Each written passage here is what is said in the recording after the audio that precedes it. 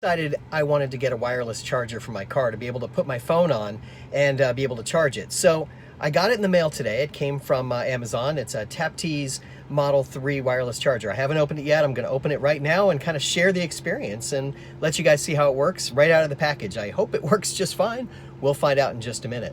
Got a package from Amazon inside unit, and let's open it up and see what it has in it. All right. Let's see. We got the got it. Okay, fine. We'll look at that later. This is a little adhesive pad to make it stick in there, and it comes with 2 of these adapters. They mentioned this is important, one of the important things that they have to make it work in the car. And then you've got the wireless charging pad itself. So let's open that up a second and see what it looks like. Wireless charging pad. That's a pretty nice looking pad. That's all right. That's just fine. It suits the purpose, I think, for what we're trying to do here.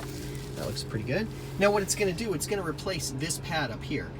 So I'm just going to take that pad out and put this new one in. I'm going to have to move a few things around that I've set there. Let's open this up now, and let's take this pad off. Now so I'll be putting this in place of the old one that was there, and all I have to do is just push the cables through the holes there. So let's just set it there for a moment like this, and I can get the cables in the holes. We'll put that one in there, and that one in there, and we can just push that up like that, and we'll worry about getting everything in there and making sure that everything's right in a little bit. Okay, so we've got it in, and we have the cables on the bottom, so now we can work with those. Now they gave us these USB adapters because, as you can see, I already have a wired USB adapter in there, and I've got my dash cam. So I'm going to go ahead and unplug both of those. I'll take the dash cam out for now, and we'll take the... Now what they tell us is, to make it work with the Tesla, there's a thinner one and a thicker one, and you're supposed to plug the phone, this wireless charger, into the thinner one, and this is the thinner one here. So I'll go ahead and plug that in and see how that works. All right, give me a second here to plug that right into there, and in theory we should be able to plug it in here, and in theory that should work. So let's test it out and see if it actually works. So switching away from my standard video that I have on my iPhone, because I'm actually going to show you my iPhone, let's see how this works. I've got my phone right here. I'm going to put it right in there, and voila, it came right up. Now I think there's a flashing light there. Yep, there is.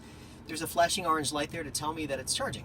It flashed when it first came on, and then it actually came on and started charging. So it appears to be working just fine. You can see the charging icon up there at the top.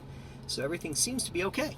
So knowing that it's okay now, we'll switch over to the other side, and we'll do the same thing on the other side with the other cable. Same exact thing. So I have the other cable right here, and again, the thin wire versus the thick wire, they say use the thin one, so I'll plug this one into the other side, and let's see how that works. All right, so we'll take this one just like this, plug it right in there. Sometimes working with these things is such a pain in the neck. There we go. Okay. Now, in theory, that should make the other one work. So let's test it out and see. So now let's go check out the other side. Same thing. I'm using my old iPad here to do a little recording, and we'll put it right on the spot. And look at that. Came right up. The orange light came on. And you can see in the top right-hand corner it's a little fuzzy, but it says that it is charging. So that's excellent. Seems like everything's working.